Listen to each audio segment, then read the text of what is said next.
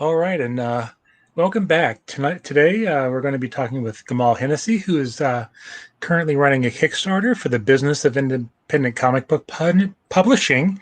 And so I thought this was something interesting and different from what I, usually do. So I thought it'd be great to bring him on and see what his Kickstarter is about and what he does. So without wasting any more time, let's go ahead and bring him in. Good evening. Good evening, sir. How are you? I'm doing all right. How about yourself? Doing pretty good. Doing pretty good. Good. So before we get into talking about the Kickstarter, I Yeah. like to ask, you know, people I interview, how did you get into comic books? Like, do you remember the first one that first read, or the one that actually got you hooked on, and interested? Well, in my the mythology that I've imagined for myself, the first comic that was ever given to me was like a Neil Adams Batman with the Joker in it. Now I don't know if that's the actual comic book that I was given, but I like to think that that was the one. But really, as I was growing up, I was fortunate enough. My best friend had an older sister who actually was my babysitter, and she was a very avid collector of comics, Doctor Who fan, Star Trek fan.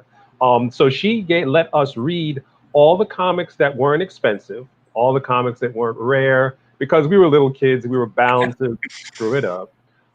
She took me to my first comic book convention in 1980 in New York. And I had actually I've been reading comic books probably since 5 or 6 years old. Hmm. And it didn't really stop when I went to college, went to law school. I probably read more comics in law school than I did like legal books. But considering where I wound up, it's fine. It's Yeah. fine.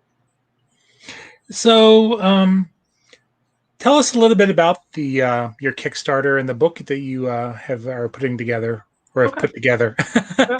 Well, the book is called The Business of Independent Comic Book Publishing. And what it is a comprehensive overview of the entire process of making your own comic. From the time that you actually become inspired and say, I want to make a comic, all the way until you have a profitable publishing plan and you have a ongoing revenue stream based on the idea that you came up with. So we walk you through all the major steps, including pre production, production, and post production. So you learn about how to actually manage your ideas, protect your intellectual property, how to find financing, how to actually build a team, how to start a company, how to actually establish your marketing, how to go through the production process in a way that you can actually produce a comic that is on time and under budget, and then how to go about, advertising it, the different distribution models you can use to sell it, how to make sure you collect your revenue, and then how you can actually, once you have that process in place, how you can repeat that process over time with other books or use that comic that you published as a springboard into other avenues in the comic book industry. Because independent comic book publishing is one aspect of the business, but there's also freelance work. There's also creator-owned work. There's transitioning into multimedia work. But this book actually just establishes the foundation so that you understand the entire industry of comics from a person who's trying to put out a comic on their own without the help of anybody else. So, what inspired you to, write this book? Well, I've been running a boutique law firm that focuses on comic book law for about 15 years. And a lot of what I was doing was helping people with the legal aspects of it. So I would help them secure their intellectual property, negotiate their contracts, start their companies, and things like that. But I realized once they were actually going to the next step, there really wasn't a resource that they could go to kind of get them through the rest of the process. Because when I was working in various companies, I had to have a legal and a business role. So I Mhm. understood a lot of those different factors. And I knew that in the industry itself, there's a lot of great books on the creative aspect of making a comic. Everything from, how to do comics the Marvel way, all the way to like, Bendis's Words with Pictures today. There's a lot of stuff in the creative space. There's a few books that are actually in the legal space talking about the different legal cases and ideas that go into the law of comics. But there wasn't one book that actually went through the entire process. So I wanted to just create this kind of one-stop shop that people can go to as a resource at every stage of the publishing process to try to figure out how they're going to navigate through that system. And so, how long did it take you to, compile the book, or or put it together? Well, let's see. I decided I was going to write the book in 2016, and I spoke to a few people. Well, one person in particular who told, because the original idea for the book was going to cover independent comic book publishing, freelance, creator-owned, and multimedia. But I started to talk to people in the industry about this idea, and they said that book would be like 2,000 pages long. It would take you like 8 years to write it, and no one would ever actually get through reading it because it's too much. Break it up into pieces, give them the foundation first, and then people will be off and running. So it took me about a year and a half, 2 years to do all the research, and then maybe a year and a half, 2 years to actually write it so it's in its finished form now. Was there one aspect of what you write about that probably interested you the most? Or you found the most interesting? Yeah, that would probably be the marketing section, because I feel like comic books are a unique type of industry where the consumers for about 30, 40 years have actually spoiled the industry, because in a lot of cases, I know that people actually who are comic book readers, avid comic book fans, actually educated themselves on the process of actually being entertained by comics. Mm-hmm. They navigated the comic book. They figured out how to get to the comic book shop. They figured out how to navigate their way through the long boxes. They try to understand who the characters were, what the storylines were, all this, the interaction, and they evangelized in a lot of times to new readers, and they would be the ones bringing in new readers.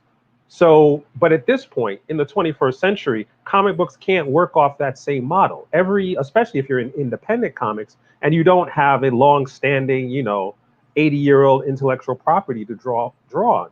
You have to actually build a specific group of people who are going to be interested in the specific type of story that you're telling. And you have to do that before the book comes out. In the same way, movies have like quite a few trailers and behind the scenes stuff and interviews and everything else before the movie comes out. I mean, I see a lot of people, especially online, they start to promote their book after the book is already done. And they do it in a kind of scattershot way. So we try to help people understand who their market is, how to reach them, and how to interact with them so that you can create that dedicated fan base that will last with you the entire career that you have in comics. So let's talk about the Kickstarter now.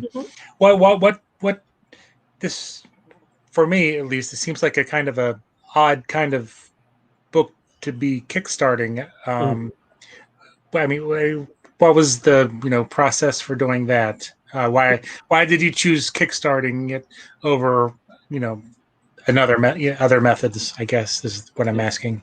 Yeah, well, no, that's actually a very good question. And the idea was originally I was going to release it in October to have it coincide with New York Comic Con, and I was going to have a major release there. But as the months dragged on and the book was actually done, it became clear that there was not going to be a New York Comic Con. And it's actually funny that the second day of the Kickstarter, Reed announced that there's not going to be a New York Comic Con. Everybody knew there wasn't going to be a New York Comic Con. So I said, well, it would be better to have an event that people can actually get behind, because we have a Facebook group that's about 2,500 people. There's the Twitter group that's about 1,000 people. There's a mailing list. It's another 1,200 people. So there was a core group of people that were already following the progress of the book as it was being developed. So I figured, let's harness that group. Let's give people who have been following for so long the first chance to read it. So the Kickstarter is a kind of way to work around the global pandemic and still have a release that people can get excited about. So doing your research, did you go to creators, or is this all stuff that you have learned by yourself? We used like a multi-stage process. I mean, I took a lot of the things that I had learned in 20 years of being in the comic book business on the legal and, business development side.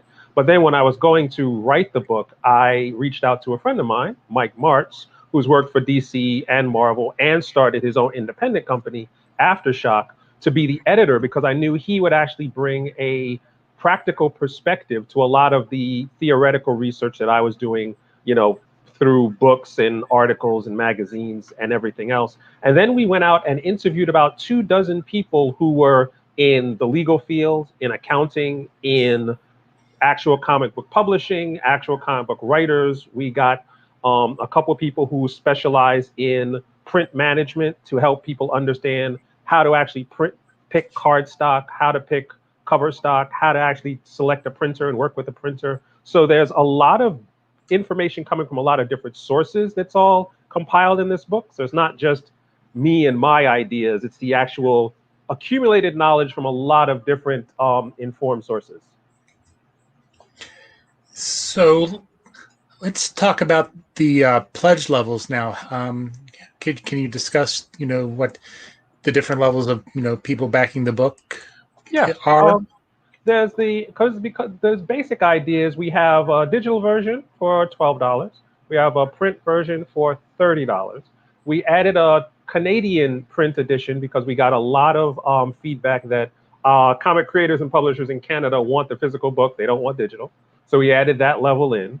We also added in a level at $100 where you can get a 1 hour consultation with the digital copy, where I will sit down with you and walk through the entire process of where you're going to go and how you're going to make your comic based on the information in the book. And we could actually play with ideas that you might have to give you a little bit more structure on what you're going to do. So we have that at $100, and at $125, you get the same 1 hour private consulting session along with the print version of the print version of the book. So I see that the foreword is written by I'm sorry, I'm gonna mess up his name. Joseph Illich. Illich. Illich. See, I told you I was gonna mess up his name. I got your name right. You got it real close. You were really close.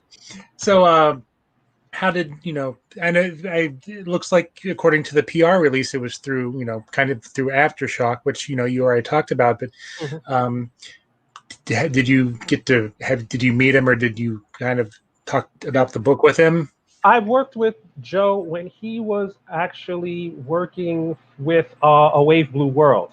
There was several projects that the publisher there, Tyler, came to me, and so between me, Tyler, and Joseph, we actually worked together in a lot of things. So when it came time to actually get someone to write the foreword, I knew that he had a perspective that actually encompassed both independent publishing and like mainstream publishing with the big two. I had read a lot of his articles before, so I thought he would actually bring a good voice to the start of the book, especially because of the way he actually writes. And it actually came out very well. It's on, I believe, Newsarama published the foreword today or yesterday. Okay, I'll definitely have to check that out. So who would you suggest would obviously if you're interested in creating your own comic book, but particularly do you have like a specific person who would benefit probably the most from reading this and applying the principles that you talk about? Yes, the ideal reader for the book is someone who is kind of in a place where they have the creative vision, they have the skill set for from a creative standpoint, or they have accumulated people who have that skill set, and they need to actually understand the entire process of making a comic. So they should. It's something that people should read before they actually spend any money in developing their comic. It's kind of something that people should read, and it on a certain level it's a reference book. So even if you've been in the industry for a while and you'd like to understand different aspects of it, because I think in a lot of cases people who learn the art and the craft of creating comics are never actually told the business side.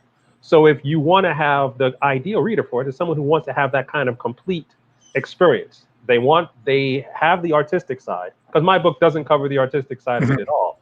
But the business and legal aspects that I bring to the industry will kind of complement that creative vision and give you firm footing on both sides to actually get your comic to a better level of success. Mhm.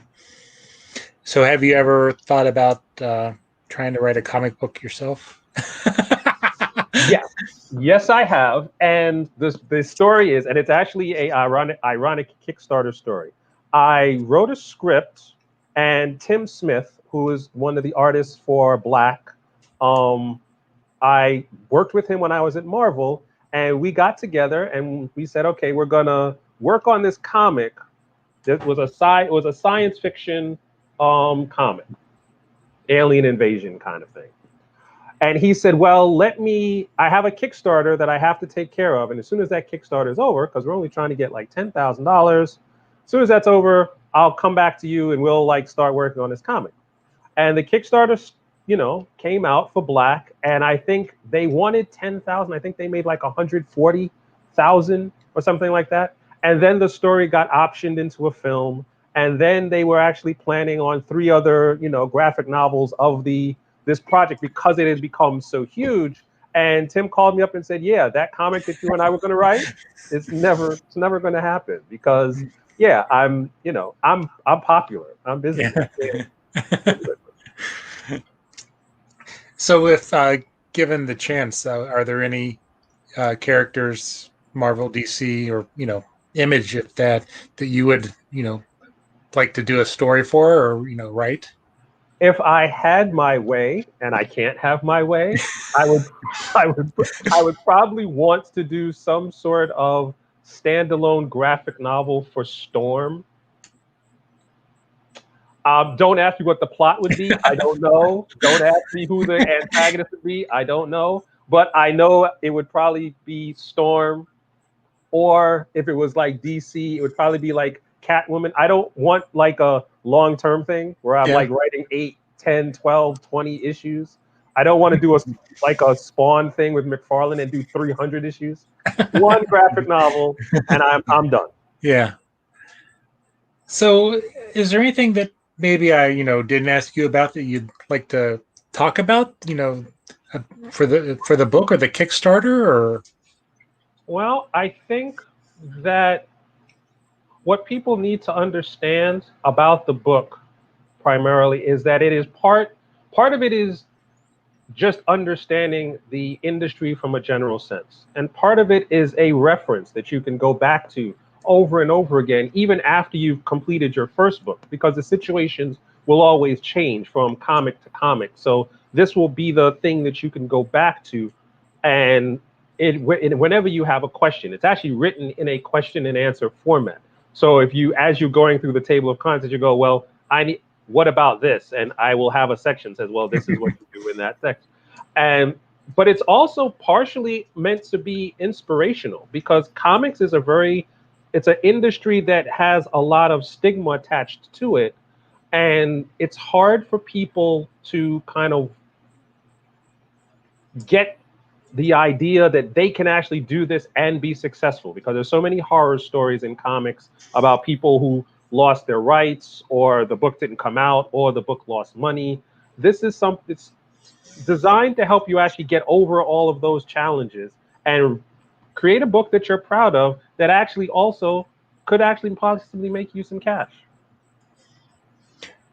okay, that sounds great. I mean, definitely would look forward to checking it out. I noticed that as of right now, you've already met your goal. Are you planning any like stretch goals, or kind of leaving that up in the air for the moment?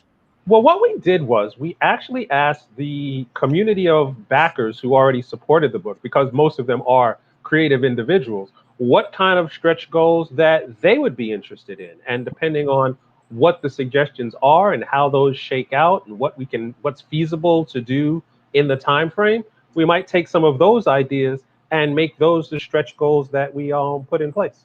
Oh, okay. And I'll include the links to the Kickstarter in the show notes. But where can people go to find, your, social media, and the Kickstarter? Well, you can find on almost all social media, well, Facebook, LinkedIn, Twitter, Instagram. If you just type in Gamal Hennessy, I will be there. The website is for the actual law firm that I run, because I'm still working with my clients around this Kickstarter process. Is called Creative Contract Consulting, all one word. And if you go there, you can actually see excerpts from the book. You can see like lists of the clients that I've worked with, the type of services that I offer. There's also a newsletter that I publish every month that actually curates all of the major business news in the comic book industry for people on a month-to-month basis, so they can actually understand, because comic books, like most other industries, changes on a constant basis. So I try to give people the news that they need, in addition to the legal and business writing that I do on my own. You can find all that on the website. And the Kickstarter is, you can find on my Twitter at Gamal Hennessy, and you can find on my Facebook at Gamal Hennessy.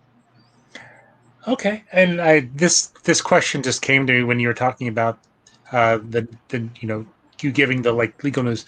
Have you have you done anything covering like the whole fiasco with Diamond and their when they stop sending out books, and then DC leaving them? I don't know if there's anything that you can talk about, or or. Well, I kept people abreast of all of those things as they were happening, and when the new distributors came into Diamond, and how that was actually shaking out in the industry, both from the retailer side and from the publisher side. But because that everything else was actually so up in the air in terms of, were books coming out, were books even being made, who was actually getting paid, not getting paid. So I was constantly updating that information, but I didn't have any inside knowledge. Yeah. I don't have reporters going out pounding the pavement. So, last question: what are you currently reading? Anything that you would suggest to check out? I am actually reading well, in terms of comics, I actually right now went back to read the old Alien Legion omnibus, because it was one of my favorite stories like ever.